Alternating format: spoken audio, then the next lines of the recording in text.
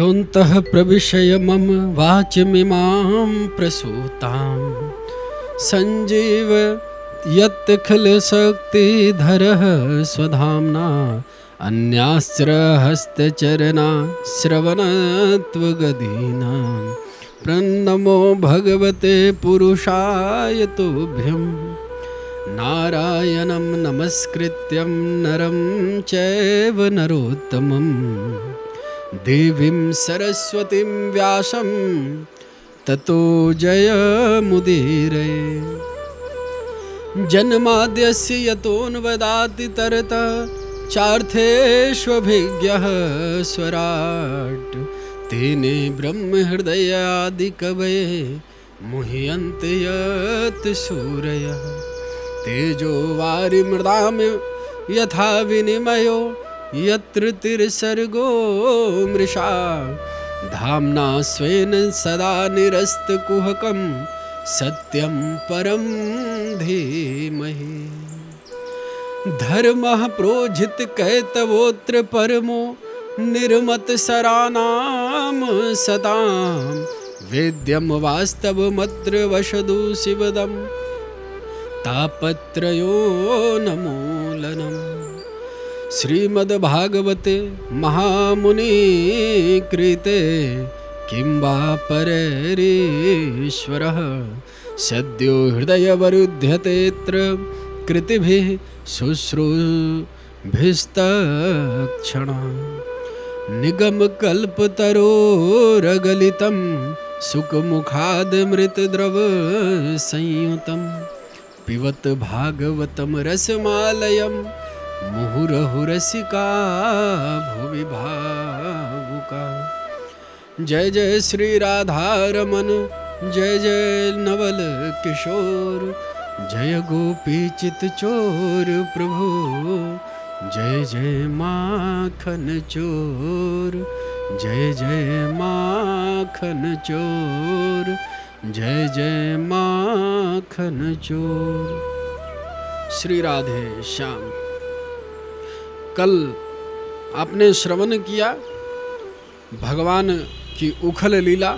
मैया ठाकुर जी को उखल में बांध के दंड देती है, मटकी माट फोड़वे के काजे।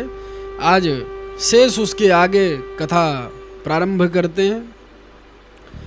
दोनों वृक्ष यमलार्जुन के वृक्ष जब गिरे वहाँ तो दोनों वृक्ष धड़ाम से जमीन पर गिरे। परीक्षित ने कहा वह वृक्ष में से जो प्रकट हुआ वो कौन थे? सुखदेव जी ने कहा दोनों कुबेर के पुत्र थे, नल कुंवर और मणिग्रीव। कुबेर के पुत्र होने के कारण धन का इनमें अभिमान था, मद था। एक बार सरोवर में यह दोनों मदिरा पीकर नग्न अवस्था में नहा रहे थे। नारद जी वहीं से अचानक निकल पड़े। यह दोनों नारद जी को देखकर निर्लजों की तरह सामने निर्वस्त्र खड़े होकर बोले महाराज दंडवत। इनकी उदंडता देखकर नारद जी का माथा गर्म हो गया, गुस्से में हो गए। बोले मूर्ख, कहीं के शर्म नहीं आती? तुमको मेरे सामने जड़ की तरह खड़े हो? जाओ मैं तुम्हें श्राप देता हूँ, तुम दोनों वृक्ष हो जाओ। तुरंत वह दोनों नारद से क्षमा मांगने लगे। बाबा को दया आ गई। बोले जाओ, वृक्ष तो होना ही पड़ेगा, परंतु नंद जी के आंगन में वृक्ष बनोगे। जब भगवान अवतार लेंगे वहीं तुम्हारा उद्धार करेंगे। जो तो आज भगवान नारद जी का वचन सत्य करते हुए उन दोनों का उद्धार किया और दोनों भगवान की स्तुति गाने लगे।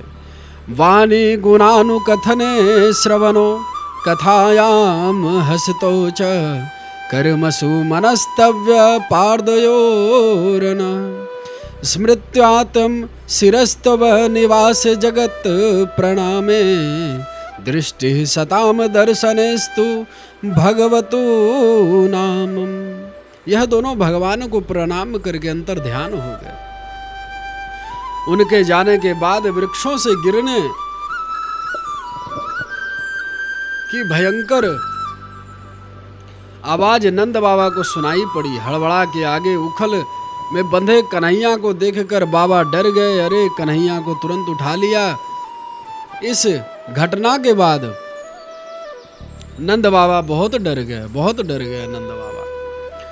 नंद बाबा ने तुरंत मीटिंग बुलाई। आपस में मिलकर गुणमान्य लोग सारे इकट्ठा हो गए। कहने लगे, कहिए नंदराय जी कैसे बुलाएं, क्या किस वार्तालाप पे, किस चीज़ पे चर्चा करनी है आपको? नंद बाबा ने कहा, आज हमने फैसला ले लिया कि इस गोकुल में अब हम एक दिन भी नहीं ठहरेंगे। अरे आप लोग स्वयं विचार करो, जब से मेरा कन्हैया पैदा हुआ तब से इसके ऊपर कोई न कोई आपत्ति रोज ही आती है। अरे कितने साल पुराने वृक्ष आंगन में थे, अचानक गिर गए लाला के ऊपर, बाल बाल छोरा बचो मेरा। मैंने आज फैसला कर लिया है, कहीं और चलो, यह जगह मेरे छोरा को फलित नहीं हो रहा, शायद स्थान बदलने से कुछ ठीक ठाक हो जाए। ब्रजवासियों ने कहा, ठीक है बाबा, जहां आप चलोगे वहीं हम सब चलेंगे। नंद बाबा बोले, तो कहां चलें? उस पर कुछ ब्रजवासियों ने कहा, बाबा हमारे ब्रज में बहुत सारे वन हैं, वृंदावन है, निधि वन है, बेल वन है, काम्य वन है, ताल वन है, मधुवन है, भांडीर वन है, भगवान जाने कितने सारे वन है, पर हमें सबसे प्यारा एकमात्र वन लगता है, उसका नाम है वृंदावन। वनम वृंदावनम नामम पशव्यम नवकाननम गोप गोपी गानम सेव्यम पुण्याद्रि तृणविरुधम। वृंदा नाम तुलसी का, और तुलसी से जो सुशोभित वन उसका नाम वृंदावन, अथवा वृंदा नाम भक्त समूहा नाम वनम वृंदावनम। वृंद का मतलब भक्त, भक्तों का समुदाय जहाँ निवास करें उस वन का नाम वृंदावन है। वृंदावन की महिमा सुनते ही सारे गोपी ग्वाल एक स्वर में बोले, बहुत अच्छा, हम भी चलेंगे, हम वहीं चलेंगे। नंद बाबा जी बोले, तो देर किस बात की। सारे ब्रजवासी बैलगाड़ियों में सामान रखकर गायों को और बछड़ों को लेकर साथ में सबके सब गोकुल से वृंदावन का दर्शन किए। वहां पधारे, एक स्थान से दूसरे स्थान। जो गिरिराज गोवर्धन का दर्शन किया, कल कल ध्वनि करती हुई कालिंदी यमुना मैया का अवलोकन किया। वहां कि कुंजों को देखकर कन्हैया नाचने लगे। ऐसा कुंज त्रिभुवन में कहीं और नहीं जैसा कुंज वृंदावन में है। वृंदावनम गोवर्धनम यमुना पुलिननानि च वीक्षयासि दुतमा प्रीति राम माधवयो नृप।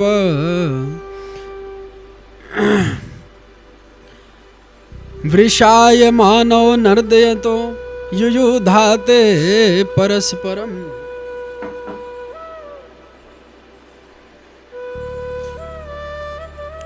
अनुकृत्यम रुतर्जन्यम तु शुश्रे प्राकृत यथा।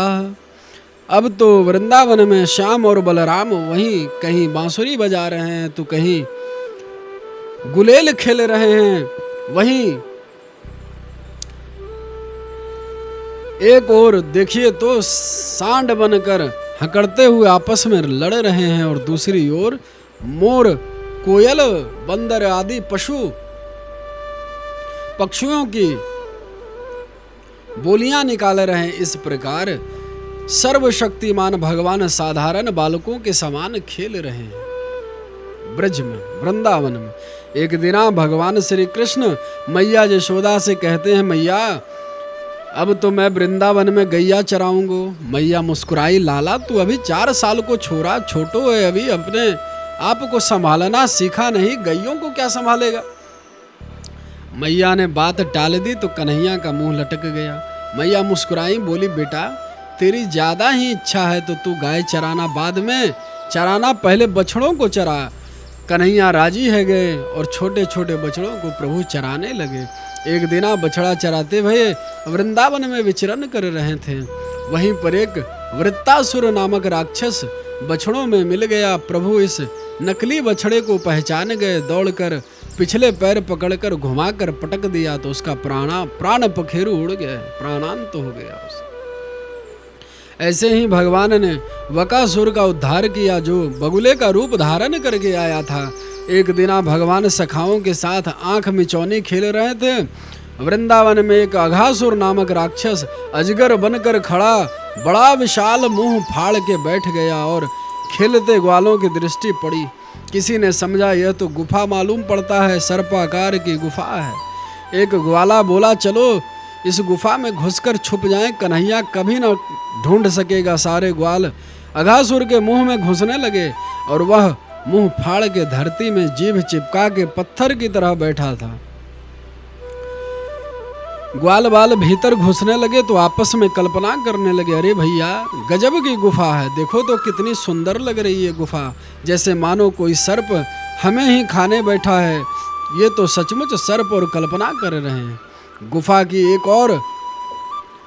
और बोला, मैं गुफा बहुत देखी लेकिन इस गुफा में जैसी सड़क बना रखी है ऐसी गुदगुदी सड़क कभी नहीं देखी, जैसी गजब की सड़क। दूसरा ग्वाला कहने लगा, मैंने सुना है कि वृंदावन के गुफाओं में बड़े बड़े सिद्ध महात्मा बैठ के भजन करते हैं, यह भी किसी भजनानंदी महात्मा की गुफा होगी। दूसरा बोला, अरे वृंदावन में के महात्मा के बड़े ठाट हैं तभी तो ऐसी सड़क बना कर रखी है। दूसरा बोला, क्यों न भैया, इस गुफा में दो दो सड़क काहे को बना रखे हैं, सर्प के दो जीभ होती है ना तो अलग। तो अगला कहने लगा, अरे भैया इतना तुम नहीं जानते, एक सड़क अपने भीतर जाने के लिए, दूसरी एक लौट के आने के लिए। एक और ग्वाला बोलने लगा, क्यों भैया, एक बात मेरी समझ में नहीं आई, इतनी सुंदर सड़क इसके किनारे खूंटा काहे को रखे हैं, यह बात मेरी समझ में नहीं आ रही। दूसरा बोला, मुझे तो मालूम है अपने अपने समान खूंटे से टांग के आओ, यह महात्मा के नियम होंगे। ऐसे ही एक प्रश्न है करता है, दूसरा उसका कुछ समाधान करता है और भीतर घुसते जा रहा है। अघासुर जो श्वास रोक के बैठा था, धीरे से उसकी श्वास चली तो गरम गरम श्वास निकली, दुर्गंधपूर्ण। ग्वाले नाक बंद करके बोले, भैया यह कैसी बदबू आ रही है इस गुफा में और गरम गरम हवा चल रही है। एक बोला, काहे को घबरा रहे हो भैया, अरे बड़े बड़े सिद्ध महात्मा यहाँ बैठ के योग अभ्यास करते होंगे, बड़ी जोर से एक साथ श्वास छोड़ते होंगे तो गर्म हवा निकल रही होगी। दूसरा बोला, क्यों भैया, यह हवा की बात तो समझ आ गई लेकिन बदबू क्यों आ रही है। एक ने कहा, अरे भैया महात्मा को तो अपने शरीर का होश नहीं रहता, हमें तो ऐसा मालूम चलता है गुफा में कोई जीव जंतु मर गया होगा, उसी की दुर्गंध आ रही। आपस में ही शंका समाधान करके एक तो डरते डरते बोला, भैया हमें तो खतरा मालूम पड़ता है। दूसरा ने कहा, काहे का खतरा, अरे भैया उस दिन बगुला बन के एक राक्षस आया था जो अपने कन्हैया को मुंह में ले लिया था, वह तो कन्हैया था जो भैया बच गए हो और कहीं हमें खा बैठा तब अपने बस की बात नहीं है बचना। अब तो डर गए सारे ग्वाल। एक बोला, काहे को डरता है भैया, यदि यह बकासुर की तरह कोई राक्षस हुआ तो जैसे हमारा कन्हैया उस बगला का मुंह फाड़ दिया ऐसे ही इसका भी मुंह को फाड़ के फेंक देगा। हमारा कन्हैया है तो अपने पीछे ऐसा कहते हुए ताली बजाते शोर मचाते एकदम घुसे चले गए। जैसे ही भीतर घुसे उसकी विषाग्नि के सारे ग्वाल मूर्छित है गए। कन्हैया आवाज लगा रहे थे पर किसी ने नहीं सुना। प्रभु समझ गए, वह भी जानबूझकर घुस गए। जैसे ही गोविंद ने उस अघासुर के मुंह में प्रवेश किया, इसने तुरंत अपना मुंह बंद कर लिया। अब तो सब के सब कैद हो गए। अब तो भगवान खिसकते खिसकते जहाँ से वह श्वास ले रहा था उस श्वास नली को रोक कर बैठ गए। अब तो एकदम उसकी श्वास बंद हो गई, बिना श्वास के छटपटा गया। थोड़ी देर तक तड़पा, फिर उसका ब्रह्मरंध्र फट गया। भयंकर शब्द हुआ उसी छिद्र से। भगवान सारे ग्वाल वाल को विराट रूप में जब अंदर ही उसके मुंह में प्रकट हो गए भगवान, उसका मुंह फट गया और भगवान सबरे ग्वाल वालों को जो मूर्छित थे होश में आए। भगवान बाहर आते ही अघासुर के शरीर से एक ज्योति निकली और भगवान के चरणों में विलीन हो गई। इस प्रकार सब ग्वाल वाल उस अघासुर के मुंह से बाहर निकले। परीक्षित ने कहा, सुखदेव जी, अरे महाराज इसका भी उद्धार भगवान ने कर दिया, आश्चर्य है। सुखदेव जी ने कहा, क्यों, इसमें क्या संदेह है। अरे परीक्षित जी, जो कोई भगवान का नाम लेता है वह मुक्त हो जाता है। और जो भगवान को पेट में रख के मर रहा हो, क्या नरक में जाएगा वो? भगवान के तो चरण इस अघासुर के मुंह में चल रहे थे, साक्षात श्री कृष्ण ही उसके मुंह में प्रवेश कर रहे हैं, इसका तो कल्याण होना ही था। आश्चर्य तो ये हुआ, आज अघासुर मरा और ब्रजवासियों ने 1 वर्ष के बाद घर में आकर के कहा, मैया तेरो कन्हैया ने आज अघासुर को मारा है। अब तो परीक्षित चौंक पड़े, महाराज यह घटना 1 साल के बाद क्यों सुनाई गई?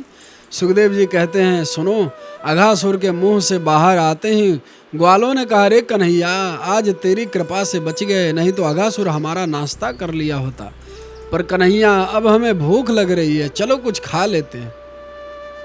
कन्हैया ने कहा, सब कोई अपने अपने घर से जो ले आए हो चलो भोजन करें। गोविंद भोजन करते समय अपना पीताम्बर कमर में बांध लेते हैं। बिभ्रदम वेणुम जठर पटयो श्रृंगवे च कक्षे वामे पानो मृशन कवलम तत्फलांगुलेषु तिष्ठन मध्ये स्वपरिमुध्यदो हास्यन्नरम्भिः स्वर्गे लोके मिषति बुभुजे यज्ञ भूम बाल के लिए। भगवान श्याम सुंदर एक तरफ कमर में श्रृंगी, एक तरफ बंसी को डाल लेते हैं, बाएं हाथ में दही भात फलों का अचार उंगलियों के बीच में दबा लेते हैं और भोग लगा रहे हैं। फिर आपस में हंसी मजाक भी चल रहा है। स्वर्ग में देवता भगवान के इस भोजन लीला का आनंद ले रहे हैं। आपस में देवता कह रहे हैं, यज्ञ भोग बाल के लिए, बड़े बड़े यज्ञों के उपभोक्ता श्री हरि देखो कैसे भोजन पा रहे हैं। सभी आनंद ले रहे थे और प्रभु का संकीर्तन कर रहे थे। भगवान की सुमधुर लीला को देखकर देवता तो बड़े प्रसन्न हो रहे हैं, परंतु ब्रह्मा जी नाक सिकोड़ रहे थे, कैसा भगवान है ये, उस ग्वाले की जूठी लड्डू खा रहा है। मधुमंगल कहता है, देख कन्हैया मस्त ताजा मक्खन लाया हूँ, एक लपा खुद खाता है फिर कन्हैया को खिलाता है। भोग लगाकर पाने वाली कोई बात यहाँ नहीं है, यहाँ तो सख्य भाव हर बात में बराबरी कर रहे हैं। तो ब्रह्मा जी का माथा घूम गया। वो सोचे यह कैसा भगवान है, कैसा परब्रह्म परमात्मा है, अनंत ब्रह्मांडों का अधिनायक परब्रह्म है क्या? वह इतना बड़ा परमात्मा इन ग्वारों का जूठन खाता फिर मुझे तो नहीं लगता कि यह भगवान है। ब्रह्मा जी ने सोचा चलो इसकी परीक्षा करके देखें। तो क्या जो बछड़े घूम रहे थे दबे पांव आकर सारे बछड़ों को चुरा के ब्रह्मा ले गए। ग्वालों ने कहा, कन्हैया भैया दूर दूर तक एक भी बछड़ा नहीं दिख रहा। भगवान बोले तुम भोजन करो, मैं देख कर आता हूँ। भगवान वहाँ से चले गए। इधर ब्रह्मा जी आए और तुरंत उन ग्वालों को भी उठा कर लेकर गए। भगवान वापस आए तो ग्वाल सखा भी गायब थे। अब तो भगवान अकेले पूरे जंगल में डोलने लगे।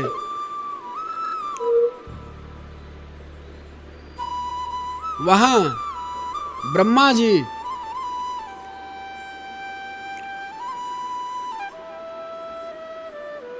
वहां न बछड़ा मिला न ग्वाल सखा। तुरंत प्रभु ने ध्यान किया तो सब समझ गए कि हमारे ब्रह्मा बाबा की करामात है। भगवान ने इस समय एक लीला रची। जितने बछड़े थे भगवान उतने बछड़े खुद बन के तैयार हो गए, जितने ग्वाल थे भगवान उतने ग्वाल बाल भी स्वयं बन गए तैयार। अब तो चरने वाले भी भगवान, चराने वाले भी भगवान। और केवल इतना ही नहीं भैया, जिन ग्वाल वालों के हाथ में जैसा जैसा डंडा था, डंडा भी बनकर तैयार हैं। जिनके तन में जैसा कपड़ा था प्रभु कपड़ा भी बनकर तैयार रह गए। जिनके गले में जैसा आभूषण थे वह आभूषण भी ठाकुर जी बन गए। ऐसा अद्भुत रूप भगवान ने बनाया कि यदि कोई अंगूठा भी लगावे तो उसकी रेखा ज्यों की त्यों, सूक्ष्म से भी सूक्ष्म, कोई अंतर नहीं समझ में आए। देखो भाई 2-4 घंटे को यह चमत्कार दिखाया हो तो कोई बात नहीं, पूरे 1 वर्ष तक यह लीला चलती रही। जब यह लीला साल भर रह गई, ब्रह्मा जी ने सोचा चलो देखें, वापस आए तो क्या देखें, वही ग्वाल वही बछड़े। सोचने लगे ब्रह्मा जी, अरे यह तो ऊपर थे, नीचे कैसे भाग आए? तुरंत ब्रह्मलोक में गए तो वहाँ भी सभी सो रहे हैं, भाग के नीचे आए। यहाँ भी सब खेल रहे हैं। ब्रह्मा जी की खोपड़ी चक्कर खा गई। एव में तेषु भेदेषु चिरम ध्यात्वा स आत्मभू सत्याह के कतरे नीति ज्ञातुम नेष्टे कथचन। यह सब देखकर ब्रह्मा जी चिंता में पड़ गए और सोचने लगे, ऊपर वाले असली हैं कि नीचे वाले? अंत तो गतवा ब्रह्मा को समझाते देर नहीं लगी। यह चमत्कार परमात्मा के अतिरिक्त कोई नहीं दिखा सकता। ओहो, मैंने उस ब्रह्म की परीक्षा ली, यह तो बहुत बड़ी भूल हुई। तुरंत ब्रह्मा जी ग्वाल और बछड़ों को लेकर ब्रज में आए और भगवान के चरणों में गिर के माफ़ी मांगने लगे। और ब्रह्मा जी भगवान की स्तुति गाने लगे। असली ब्रजवासी साल भर में लौटे चतुर्मुख ब्रह्मा को देखते ही ग्वाले बोले, कन्हैया भैया यह चौमुआ कहाँ से आ गए हो? भैया तभी से ये वह क्षेत्र का नाम हो गया चौमुआ। वहीं पर ब्रह्मा जी चारों मुखों से भगवान की स्तुति गाए। ब्रह्मा जी कहते हैं, हे स्तुति करने योग्य परम प्रभु, मैं आपको बारंबार नमस्कार करता हूँ। ते भव पुरुष, आपका यह जो श्याम बपू है तडिम्बराय, इस पर जो पीला पीतांबर फहरा रहा है, ऐसा लगता है जैसे नीले नीले आकाश में बिजली चमक रही हो। प्रभु आपके कंठ में गुंजा की माला कैसी शोभा दे रही है। आपकी भुजाओं में शंख चक्र तो बहुत देखे, परंतु आज एक हाथ में डंडा, एक हाथ में बंसी, एक हाथ में भोजन का ग्रास, एक में श्रृंगी। ऐसे हैं नंद कुमार, आपको मेरा बारंबार नमस्कार है। पशुंगांज गाजाय, यह है जो पद है। विद्वानों ने व्याकरण के चमत्कार से बहुत से अर्थ किए हैं। दो चार अर्थों पर ध्यान देते हैं। पशुपांग गजाय का अर्थ पशुन्याति इति पशुपः, पशुओं का जो पालन करे वह पशुपालक हुए नंद बाबा। तो प्रसुपः नंदः तस्य अंगात जातः, पशुपंगजः तस्मै पशुपंगजाय। पशुओं के पालक महाराज नंद हैं और उनके अंग है आप श्री कृष्ण, इसलिए हे पशु पांगजाय आपको मेरा प्रणाम है। दूसरा भाव समझते हैं, पशुपः नंदः तस्य अंगम मित्रः वसुदेवः, अंग नाम मित्र का भी है, जो नंद बाबा के मित्र वसुदेव हैं। जो पशु पांगे कौन हो गए? वसुदेव, इसलिए पशु पांगयम अंगजायः। इस प्रकार इसका वर्णन बहुत बार आया है।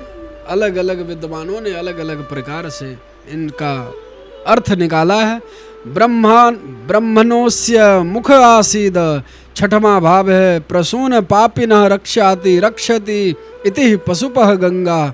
पशु अर्थात पापी पुरुष जो पाप परायण प्राणी हैं, जिनका जो पालन करती हैं, रक्षा करती है, उद्धार करती हैं, वह है माँ गंगा। तो पशुपः नाम गंगा, पशुपः गंगा यस्य अंगात अंगुष्ठात जातः, वह गंगा जिनके पद अंगुष्ठ से प्रकट हुई हैं। ऐसे पंगु पंगजाय श्री वामनाय नारायण आपको प्रणाम है। इस प्रकार विद्वानों ने सैकड़ों अर्थ कर डाले पशु पंगजाय शब्द के। ब्रह्मा जी बहुत प्यारी स्तुति की है भगवान की, परंतु तीन बातें बहुत मार्मिक बताएं ब्रह्मा जी और दावे के साथ कह रहे हैं। इन तीन सूत्रों को जो जीवन में उतार लेगा वह संसार में रहता हुआ भी जीवन मुक्त है जाएगा। इन शब्दों को ध्यान से सुनो। ब्रह्मा जी स्वयं कह रहे हैं, इस श्लोक को यदि कोई जीवन में उतार ले तो जीवन मुक्त हो जाएगा। देखो भाई, मरने के बाद व्यक्ति कहाँ जाएगा? ना तो टेलीफोन से उसको पूछ पाओगे, ना ही वह बता पाएगा। जाने के बाद सभी लोग लिखते तो हैं, साकेतवासी, कैलाशवासी, वैकुंठवासी, स्वर्गावासी सब लिख देते हैं, नरकवासी कोई नहीं लिखता। अब गया कहाँ वह तो भगवान जाने, परंतु ब्रह्मा जी दावे से कहते हैं इन तीन सूत्रों को जीवन में उतार ले तो भगवत धाम में उसका पक्का रिजर्वेशन हो जाएगा, पक्का भगवान के धाम चला जाएगा। वो सूत्र क्या है? बड़े ध्यान से सुनिए भक्तों। ततेनुकंपाम सुसमीक्षणो मानो भुजान एवात्मकृतम विपाकमं हृदयवधव पुनर्वर्धमं धन्नमस्ते जीवते यो मुक्ति पदेश दाय भाकम तत्र अनुकंपा सुमम क्षिमानः। भगवान की अनुकंपा पाने, कृपा पाने मात्र से बरस रही है। प्राणी का धर्म है वह उस कृपा को याद करे, उसकी समीक्षा करे, उसका अनुभव करे। कृपा करने वाले कृपालु प्रभु कृपा करने के बाद कहने नहीं आएंगे कि देखो हमने तुम पर कृपा कर दी, हमने तुम्हें मनुष्य बना दिया, देखो हमारी कृपा से सत्संग करे रहे हो। भगवान क्या कहने आएंगे क्या यह सारी बातें? उसकी कृपा का हमें खुद अनुभव करना चाहिए। सुशिक्षमाण, देखो भाई शास्त्रों के एक एक अक्षर में चमत्कार होता है। इसका मूल शब्द है इक्षमान, मतलब देखना। इसका अर्थ भगवान की कृपा को देखो। इक्षमान कहने से काम चल सकता था, परंतु इसमें दो दो उपसर्ग लगे हैं। सुसमीक्षान, तो यह दो दो उपसर्ग क्यों? देखो भाई उपसर्ग का प्रयोग तब होता है जब हम अर्थ पर बहुत जोर देना चाहते हो। जैसे हमने कहा भाई जल एकदम शुद्ध है, इसी बात को यह भी कह सकते हैं जल एकदम विशुद्ध है। तो शुद्ध कहा या विशुद्ध कहा बात वही है, पर विसर्ग उपसर्ग लगने पर शुद्धता पर हमने बहुत बल मार दिया, बहुत जोर देकर कहा। अत्यंत विशुद्ध अर्थात अशुद्धता की कोई गुंजाइश नहीं है, तो एक उपसर्ग ही बल देने के लिए पर्याप्त है। इसी प्रकार यहाँ पे ब्रह्मा जी उपसर्ग का प्रयोग किए। यहाँ तो दो दो उपसर्ग लगे हैं। इस प्रकार आपने जैसा चाहा वैसा हो गया, कह देगा भगवान की कृपा है, परंतु दो उपसर्ग इसलिए लगा रहे हैं कदाचित आपने कहा कुछ और हो, कुछ गया। इसकी आपकी इच्छा के विरुद्ध तो लोग प्रायः भगवान को ही कोसने लग जाते हैं। ब्रह्मा जी कहते हैं ऐसा नहीं करना चाहिए। यदि भगवान ने तुम्हारी इच्छा पूरी नहीं की तो उसमें भी भगवान की कृपा छुपी हुई है भाई, उसका अनुसंधान चिंतन ध्यान से करो। एक राजा का मंत्री हमेशा कहता था भगवान जो करते हैं अच्छा करते हैं। भक्त था, मानता था इस बात को। एक दिन राजा की उंगली कट गई। मंत्री जी बगल में खड़े थे। राजा ने कहा अरे मंत्री बहुत जल्दी कुछ करो, मेरी उंगली कट गई। मंत्री ने उपचार किया तो किया, परंतु आदत के कारण स्वभावतः मुंह से निकल गया महाराज भगवान जो करते हैं बढ़िया करते हैं। अब राजा का माथा गर्म हो गया, गुस्सा हो गया, कहने लगा मूर्ख कहीं कि हमारी उंगली कट गई और तू कहता है भगवान जो करता है बढ़िया करता है, इसमें क्या बढ़िया किया। इतना नाराज हो गया राजा, उसकी बुद्धि खराब हो गई। कहा ले जाओ इसे डाल दो जेल खाने में। तुरंत मंत्री जी को जेल में डाल दिया। दूसरा दिन राजा मंत्री से मिलने गया। कहो मंत्री जी कैसे हो? मंत्री जी ने फिर से बोले सरकार भगवान जो करते हैं बढ़िया ही करते हैं। आदत थी बेचारे की। राजा ने कहा ठीक है 2-4 दिन रहोगे जेल में, ठीक हो जाओगे, बुद्धि तुम्हारी बहुत बिगड़ गई है। ऐसा कह के राजा शिकार खेलने चला गया। अकेला जंगल में अटक गया। जंगल के लोगों ने उसे पकड़ लिया। उन्हें बलिदान की जरूरत पड़ रही थी तो राजा को पकड़ के बलि का बकरा बना लिया। जैसे ही राजा की बलि चढ़ाने लगी, अचानक एक की दृष्टि राजा की कटी उंगली पर पड़ गई। कहने लगा अरे यह तो खंडित है, खंडित बलि हमारी देवी स्वीकार नहीं करती, इसलिए यह बलि के मतलब का नहीं है, छोड़ दो इसे। तुरंत राजा को छोड़ दिया। अब राजा सोचते सोचते घर आया। मंत्री जी को कहा करते थे भगवान जो करते हैं बढ़िया करते हैं। उंगली जो ना कटी होती तो आज खोपड़िया उड़ गई होती हमारी तो शरीर ही फिर कट जाती। तुरंत मंत्री जी को मुक्त कर दिया और बोले मंत्री जी एक बात तो तुम्हारी समझ में आ गई, परंतु एक नहीं आई। क्या? हमारी उंगली कट गई तो भगवान ने आज हमारी गर्दन कटने से बचा लिया। यह तो ठीक है, हम पर कृपा हुई, लेकिन तुम बिना मतलब के जेल में पड़े रह गए, भगवान ने तुम पर क्या कृपा करी? मंत्री जी बोले नहीं सरकार, आपसे ज़्यादा हम पर कृपा हुई। कैसे? आज तक कभी हुआ है आप शिकार में जाएं और मुझे साथ में ना ले जाएं, वह तो हम जेल में पड़े थे इसलिए आप हमको नहीं ले गए, और कहीं आज हमको ले गए होते साथ में तो आप तो खंडित थे तो सो बच गए होते, तो भले पूरे पंडित थे, गर्दन हमारी कटती आप तो निकल जाते। तो भगवान बड़ी कृपा करी, आप खंडित थे सो बच गए, हम जेल में थे सो हम बच गए।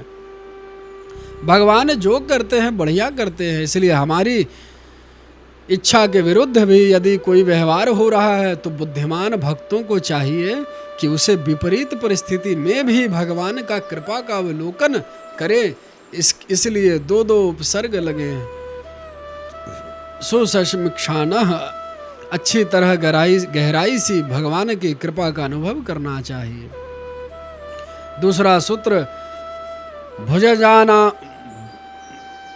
भुजान एवात्मकृतम विपाकमम आत्मकृतम विपाकमम भुजान। आपने जैसा कर्म किया है उसका वैसा ही फल मिलेगा। यह अटल सत्य है, जो करोगे वही भरोगे। इस प्रकार ब्रह्मा जी भगवान का अनेक स्तुति करके वहाँ से चलते हैं।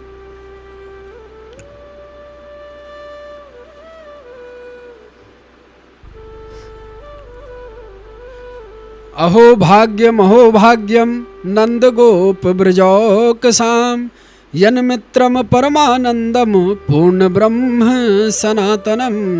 ब्रह्मा जी कहते हैं, हे प्रभु मैं तो इन ग्वालों की कहाँ तक सराहना करूं।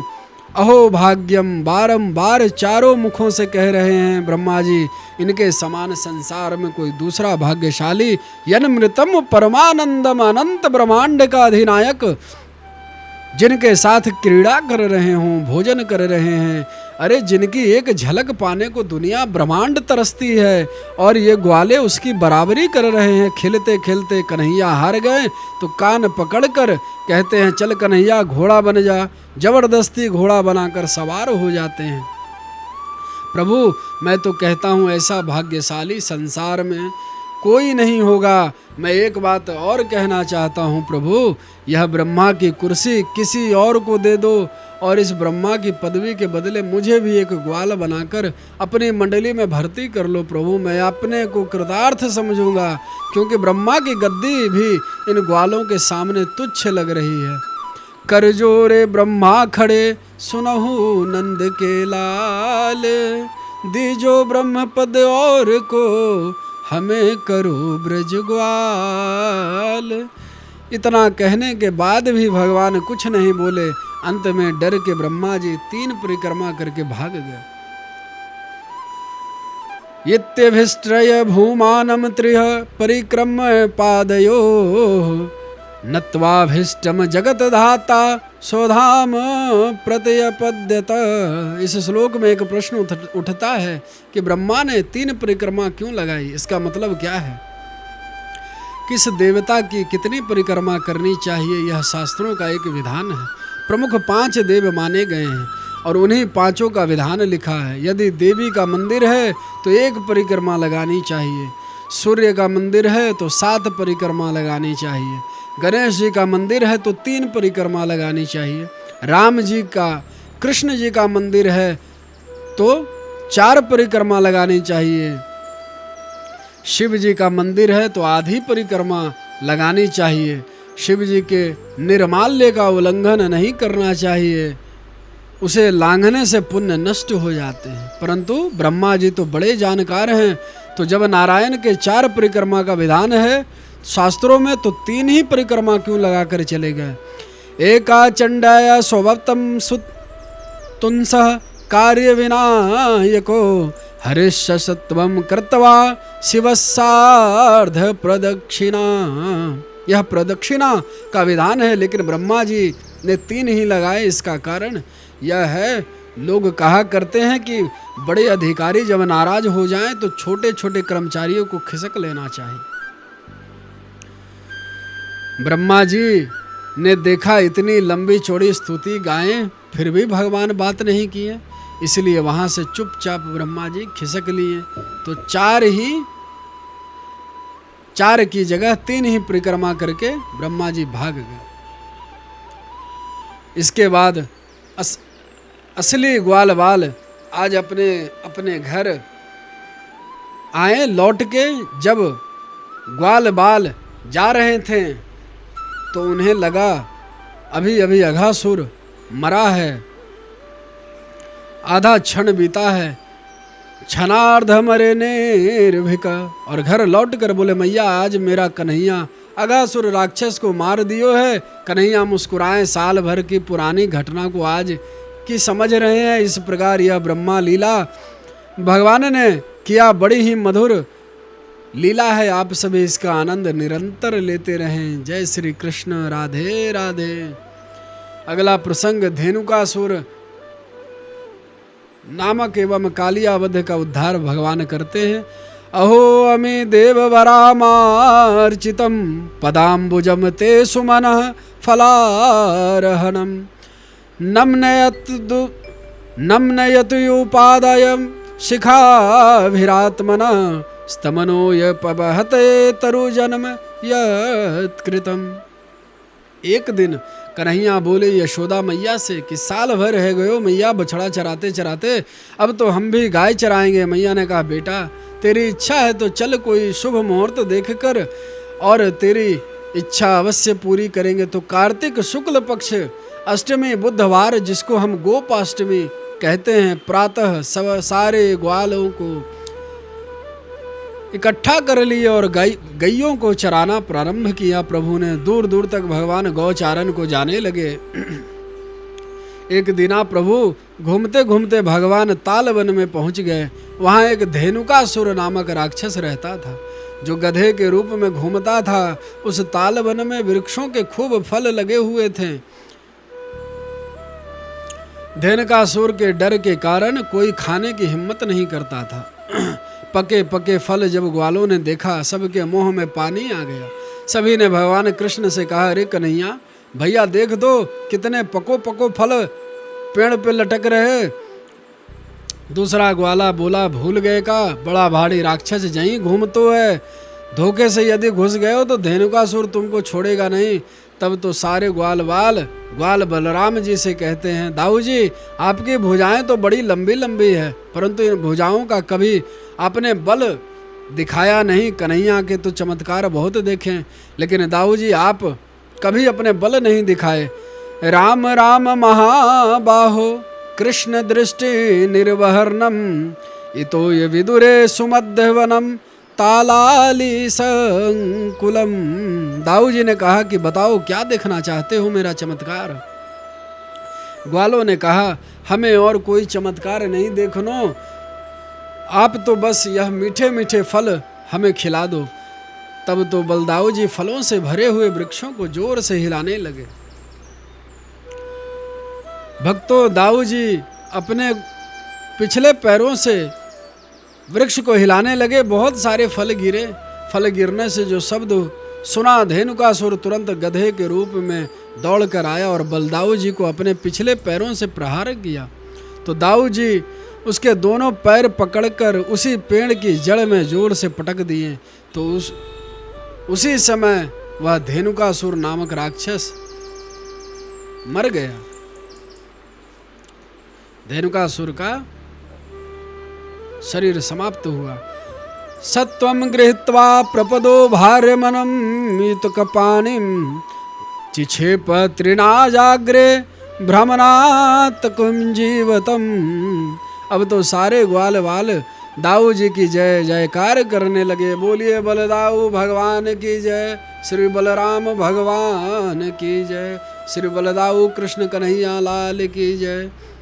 इस प्रकार जयकार करने लगे। कन्हैया ने सोचा चलो अच्छा हुआ, इन फलों की मुक्ति दाऊ जी ने कर दी, अब जल की शुद्धि हम करेंगे जो कालिया नाग प्रदूषित कर रहा है। यह यमुना को जल, यह काम हम तब करेंगे जब दाऊ जी हमारे साथ न हो, क्योंकि मैं मारूंगा कालिया नाग और दाऊ जी हैं शेष नाग, तो दोनों एक ही बिरादरी के हैं, इनको अवश्य बुरा लगेगा। इसलिए यह काम इनके बिना ही किया जाए। शाम के समय सारे ग्वाल वालों के साथ घर आए। यशोदा माँ सभी को भोजन कराने लगी और पूछने लगी लाला गौ चराने में आनंद आयो कि ना, कोई कष्ट तो नहीं हुआ छोरा। कन्हैया ने कहा अरे मैया आज तो गजब है गयो।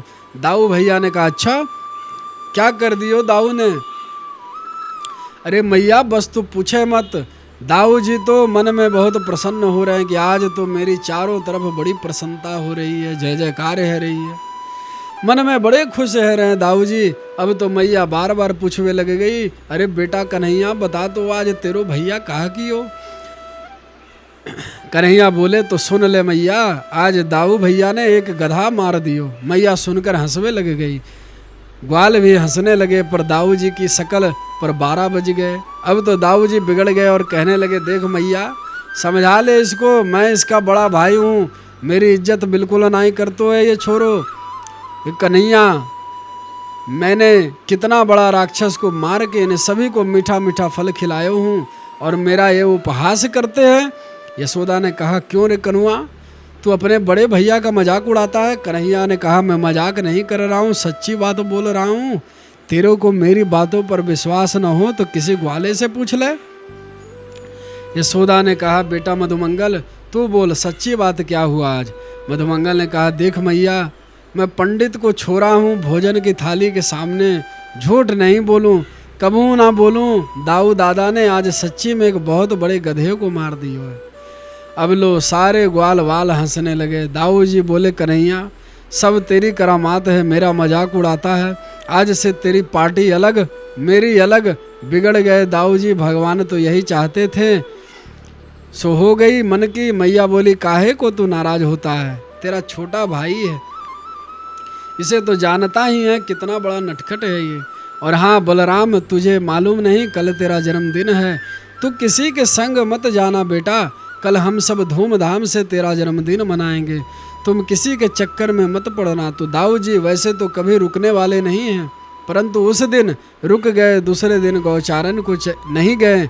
अब तो कन्हैया को मिल गया मौका, ग्वालों के साथ गौचारन करते हुए काली दह पहुँच गए। आगे आप इस श्लोक में 3 बार कृष्ण शब्द आया है और तीनों शब्दों में अलग अलग अर्थ है।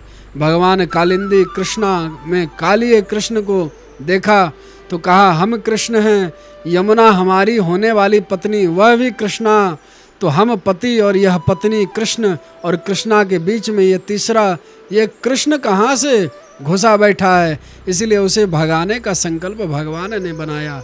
उस विषाक्त जल को गायों ने पी लिया, वह जल इतना जहरीला था उसके ऊपर उड़ने वाले पक्षी भी उसकी विषाक्त अग्नि से जल जाते थे।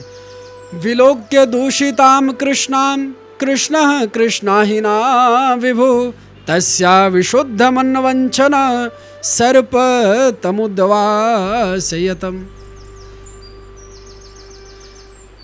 भगवान श्री कृष्ण उस दुष्ट कालिया नाग को दंड देने को आतुर हो गए। आज की कथा यहीं पे हम समाप्त करते हैं, अगला फिर कल श्रवण करेंगे। तब तक के लिए जय जय श्री राधे श्याम, राधे राधे। बोलिए भागवत भगवान की जय, श्री सुखदेव जी महाराज की जय। जय जय श्री राधे श्याम।